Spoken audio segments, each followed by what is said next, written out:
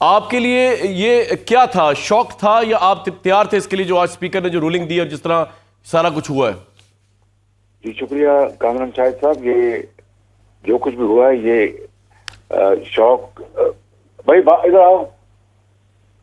جی تو آواز آ رہی ہے؟ جی آپ کی آواز آ رہی ہے. تو شوق یا ادروائز اس وقت ایک آئین شکن ٹولے نے قبضہ کر لیا ہے، عمران خان نیازی اور اس کے ٹولے نے. اور عمران نیازی نے پاکستان میں جو ہماری ایک جمہوریت کا پودا جو بھی پنپ رہا ہے اس کو کچلنے میں کوئی کسر نہیں چھوڑی اور آئین شکنی کی ہے.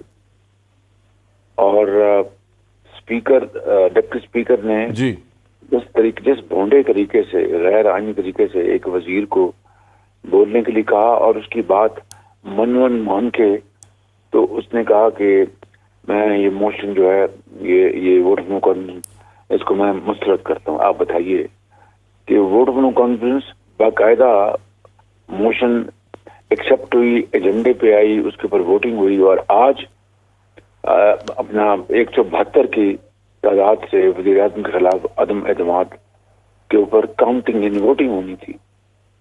اور اس وزیر نے آرٹیکل 5 کا حوالہ دے کر اس کو غیر آئینی اقدام کا استعمال کیا. نہ ڈپٹی اسپیکر نے اپوزیشن کے کسی ممبر سے پوچھا، نہ اپنا دماغ استعمال کیا. اور اسپیکر کا دستخط شدہ آرڈر وہ پڑھ کے تو اس نے اجلاس کو فروغ کر دیا. اس سے حکومت کی بدنیتی واضح تھی. کبھی ایک بہانہ، کبھی دوسرا بہانہ، کبھی تیسرا بہانہ، اور شخصی اقتدار کو غیر آئینی طول دینے کے لیے آئین پر حملہ کیا گیا ہے. عمران نیازی تو انارکی پھیلانے میں اس نے کوئی کسر نہیں چھوڑی. اور شہباز صاحب یہ اس وقت عمران خان صاحب یہ کہہ رہے ہیں کہ آپ الیکشن ہی چاہتے تھے تو ہم نے آپ کو ارلی الیکشن دے دیے، لیکن آپ یہ کہہ رہے ہیں کہ نہیں اب اس کو بات جی کامران شاہد صاحب بات یہ نہیں ہے. ارلی الیکشن ہماری ڈیمانڈ تھی، خالی ارلی الیکشن نہیں، شفاف الیکشن. اور شفاف الیکشن کے لیے اس کا آئینی طریقے سے اس کا بندوبست کرنا یہ پارلیمان نے کرنا تھا. ایک نمبر 2 یہ ووٹ آف نو کانفیڈنس تھا. ایک کرپٹ نالائق انکمپٹنٹ وزیر اعظم کے خلاف ووٹ آف نو کانفیڈنس تھا.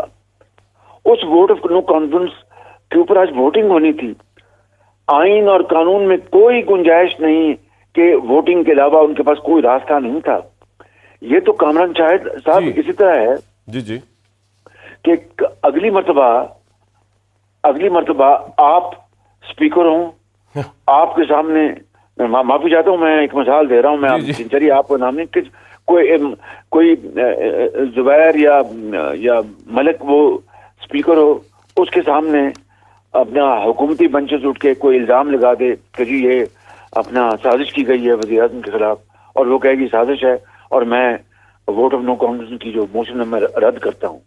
تو اس کا مطلب یہ ہوا کہ جو آئین میں راستہ موجود ہے، ایک سٹنگ وزیر اعظم کے خلاف اگر مقررہ چاہے ایک مقررہ تعداد کے ساتھ اس کو فارغ کرنا آئینی اور قانونی طریقے سے، اس کا مطلب وہ راستہ ان فسطائی ہتھ کنڈوں سے بند کر دیا گیا. تو پھر مقررہ کہاں جائے گی؟ اپنا اگر ایک وزیر اعظم لٹ سے بڑا کرپٹ ہے، بہت انکمپٹنٹ ہے، پاگل ہے، میں بات کرتا ہوں، اور اس کو نکالنے کا طریقہ آئین نے بتایا، اور اس طریقے کو آپ آئینی طریقے کو آپ بلاک کر دیں ایک سازش کے ذریعے.